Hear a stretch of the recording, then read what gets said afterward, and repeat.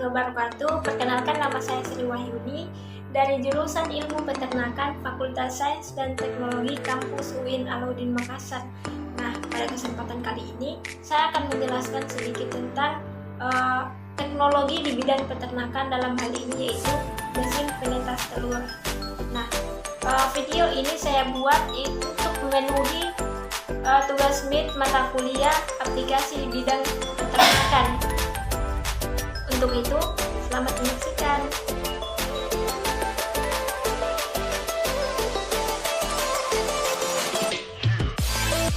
Sebelum kita mengenal tentang jenis-jenis mesin penetas telur ayam, terlebih dahulu saya akan menjelaskan sedikit tentang mesin penetas telur ayam itu sendiri. Nah, pada usaha peternakan unggas, termasuk juga ayam kampung atau joper, khususnya budidaya pembibitan, proses penetasan telur merupakan hal yang sangat penting. Secara alamiah, ayam mempunyai sifat mengerami telurnya sendiri. Hanya saja keberhasilan dalam menetaskan telur secara alami tidak sebanyak jika dibandingkan dengan bantuan mesin buatan manusia. Nah, terlebih dalam usaha peternakan komersial. Kemudian kita akan mengenal apa saja keunggulan dari mesin tetas dan jenis-jenisnya. Yang pertama yaitu keunggulan. Nah, adapun beberapa keunggulan dari penggunaan mesin tetas pada ayam. Yang pertama yaitu tingkat keberhasilan telur yang menetas lebih besar, yaitu sekitar 80 bahkan 90% bila dibandingkan dengan penetasan secara alami itu hanya sekitar 50 sampai 60% saja.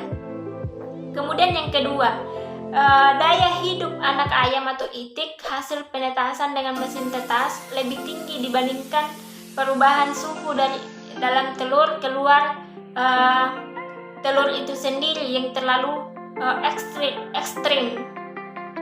Kemudian yang ketiga, DOC yang diproduksi dalam jumlah yang banyak pada waktu bersamaan dan kapasitas penetasan dapat diperbanyak sesuai dengan jumlah telur yang telah disiapkan untuk ditetaskan.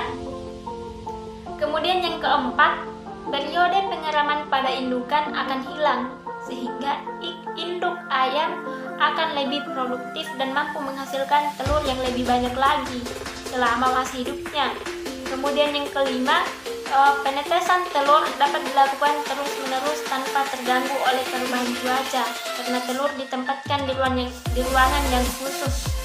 Kemudian selanjutnya atau yang terakhir, kontrol terhadap kualitas telur itu sendiri lebih mudah dilakukan dan terhindar dari kontaminasi bakteri atau pembibitan atau bibit patogen lainnya. Nah, kemudian selanjutnya kita akan mengetahui atau mengenal apa saja jenis-jenis dari mesin penetas telur itu sendiri. Mesin penetas ayam yang pertama itu mesin tetas tradisional. Nah, sedikit saya jelaskan tentang sistem kerja mesin tradisional ini, yaitu sistem kerja mesin ini masih sangat sederhana. Hanya dengan cara melakukan proses pembelikan telurnya masih dilakukan dengan tangan. Selain itu, hanya terdiri dari ruangan tempat telur dan sumber panas. Mesin ini akan cocok untuk skala produksi anak ayam atau itik, DOC atau DOD dalam jumlah kecil atau skala rumahan. Biasanya hanya berkapasitas sekitar 50 sampai 200 butir saja. Kemudian sumber panas biasanya itu berasal dari bahan sederhana dengan biaya terjangkau seperti lampu bohlam, kemudian petroma, kemudian berbahan bakar minyak tanah, ataupun tungku api yang berbahan bakar seperti sekam padi. Kemudian mesin tetas yang kedua, yaitu mesin tetas semi otomatis. Nah, sedikit saya jelaskan tentang mesin tetas semi otomatis ini. Mesin tetas semi otomatis merupakan pengembangan dari mesin tetas tradisional, di mana kapasitas yang lebih besar atau sekitar 200 sampai 700 butir itu Bahkan terdapat tipe mesin tetas semi otomatis dengan kapasitas lebih besar, yaitu mencapai 1000 bahkan sampai 1200 butir telur yang dilengkapi alat pengatur suhu dan kelembapan. Nah, ada pula mesin tetas semi otomatis yang lebih lengkap lagi, yakni dengan memakai pemanasan kawat buatan pabrik. Nah, selanjutnya mesin tetas ini dilengkapi juga tuas pemutar yang berada di luar mesin, sehingga pembalikan telur tidak perlu lagi membuka ruangan inkubator karena cukup dengan memutar tuas tersebut, sehingga yang tadinya mesin tetas secara tradisional itu menggunakan tangan, sedangkan mesin tetas semi otomatis ini dia hanya membalikan tuasnya saja, sehingga langsung terbalik. Kemudian mesin tetas yang ketiga. Nah, mesin tetas yang ketiga ini yaitu mesin tetas secara otomatis. Sedikit saya jelaskan lagi mengenai apa yang saya ketahui tentang mesin tetas secara otomatis ini, di mana mesin tetas ini memiliki sistem kerja dan kelengkapan komponen yang lebih lengkap lagi dibandingkan dengan kedua mesin yang telah dijelaskan sebelumnya, di mana terdapat pengatur suhu dan kelembapannya, yaitu bekerja secara digital dan serba otomatis. Kemudian mesin tetas ini dilengkapi juga dengan timer dan desain agar telur-telur yang diputar secara otomatis berdasarkan waktu yang sudah diatur sebelumnya. Nah, kemudian adapun kapasitas mesin tetas otomatis itu di pasaran beragam mulai dari 100 butir untuk skala rumahan hingga dengan 1000 bahkan sampai 5000 butir telur per unit. Kemudian dengan adanya mesin tetas secara otomatis ini, daya tetas juga semakin lebih meningkat dibandingkan dengan sebelumnya. Kemudian selanjutnya adapun prinsip dasar penggunaan mesin tetas ini, yaitu area teri biasanya terdiri dari ruang penyimpanan telur, jalur transportasi telur, ruang dan ruangan seleksi sebelumnya memasuki proses inkubasi. Kegiatan pendahuluannya itu meliputi collecting egg atau penyimpanan telur tetas dan persiapan mesin tetas. Perlu adanya manajemen khusus seperti sanitasi, desinfeksi serta fumigasi mesin tetas untuk mencegah penularan bibit penyakit patogen dalam mesin tetas itu sendiri. Untuk itu berikut penjabarannya. Yang pertama yaitu penyimpanan telur sebelum masuk mesin tetas. Nah, sedikit saya jelaskan tentang hal ini, yaitu bila telur terlalu lama disimpan, maka daya tetas telur itu akan terus menurun. Oleh karena itu, pada kondisi perubahan biasanya telur ditetaskan dalam 2 atau 4 kali dalam seminggu.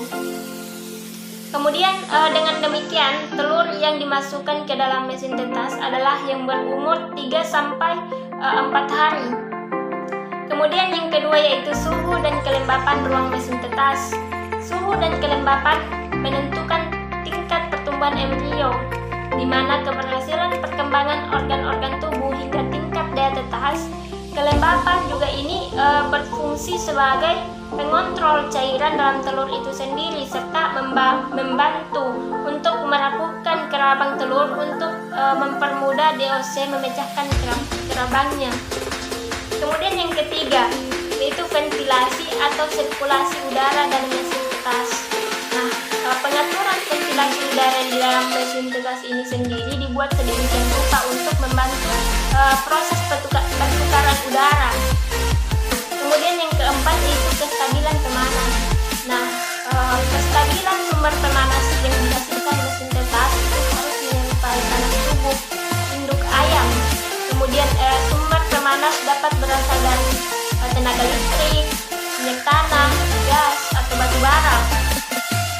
Kemudian kestabilan suhu dapat dibantu dengan menggunakan sebuah termoregulator yang terpasang di dalam mesin itu sendiri. Kemudian yang kelima yaitu pemutaran telur dan seleksi.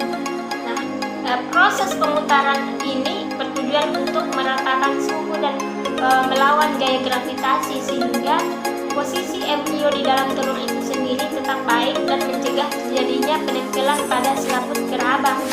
Nah, pada umumnya untuk mesin secara otomatis itu sudah dilakukan pemutaran telur itu sebanyak 1 kali tiap jam secara otomatis.